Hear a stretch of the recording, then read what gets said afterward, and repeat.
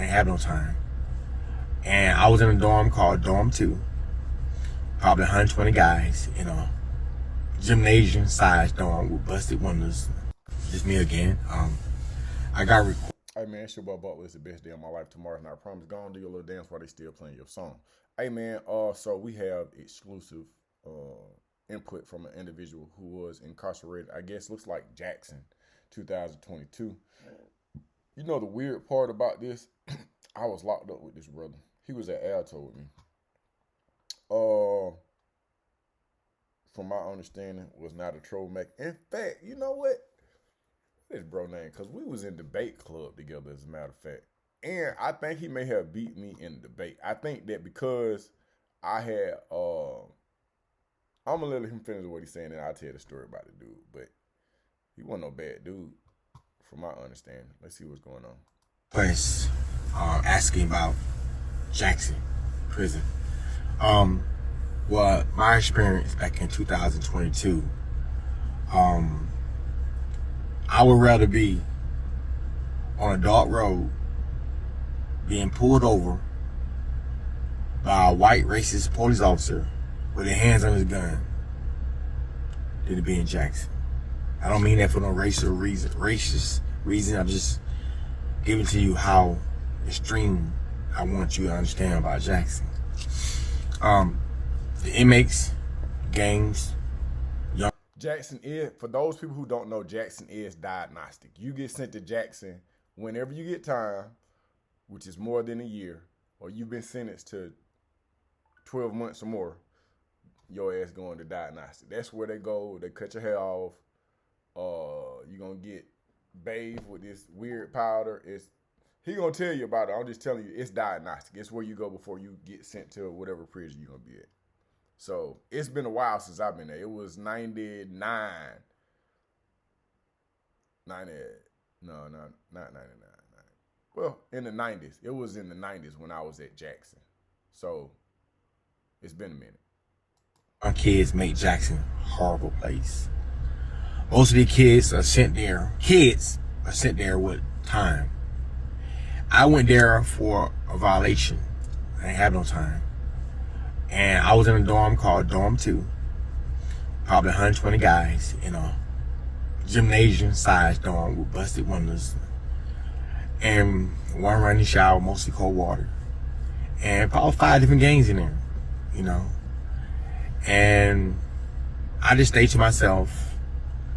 I pretend to be hurting or sick all the time, and I wasn't.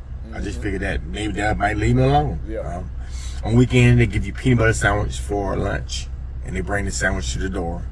And of course, the inmate passing it out, and he probably a gangbanger. And sometimes, you know, you might not get your peanut butter sandwich.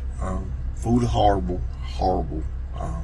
Inmates steal all the food. They steal all the food because they're on drugs.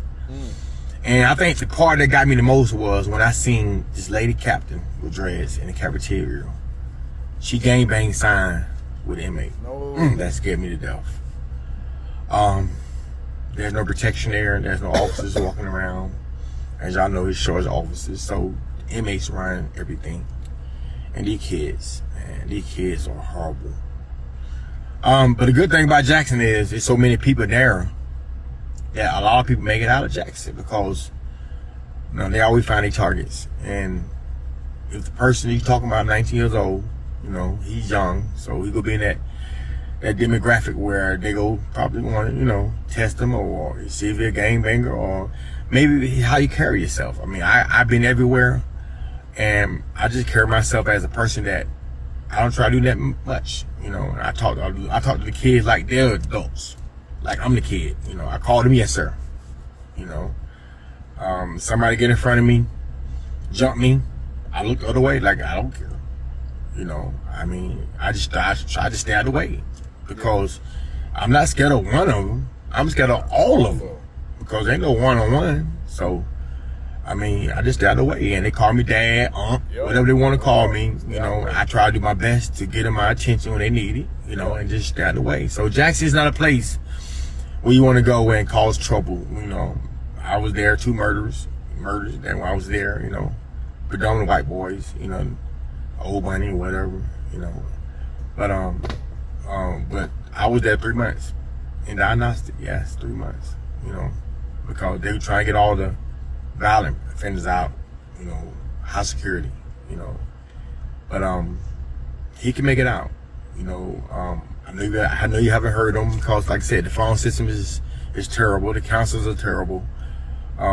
Maybe you can call down there and see how he's doing. You know, their cell phones there, so I mean, maybe I don't know. I mean, Jackson is probably the worst of all the time I've done. You know, I've been in a level 5 prison. Jackson's a whole nother city of his own. So, prayer. And, you know, just believe that he'll make it out. But his chances are greater to make it out of there because there's a lot more people out there that they're targeting, you know. Diagnostic, they don't place you based on your crime. They don't place you based on your sentence. They just put you wherever bed is available, you know. So, Jackson, Georgia Diagnostic Prison in 2022 was bad. I was scared. All right, so this is what I'm gonna say about this brother, because I don't remember what his name is, but I'm gonna call my brother and see if he remember what his name is. Cause, bro, we was all in the debate club together, and I underestimated this dude. I was on some arrogant shit, and I think it was the way that he spoke where I just didn't take him serious, but he ended up beating me in a debate, but that just made me more ferocious. It just made me a stronger debater. Like I say, laid back guy. He ain't really, you know, getting nobody way. Not really causing no trouble for real. But he ain't lying. From what I've been told, because I hadn't been there in over 30 years. Well, no, almost 30 years. Yeah. Hey, man, y'all get in the comment section, man. Let me know what y'all think. We out.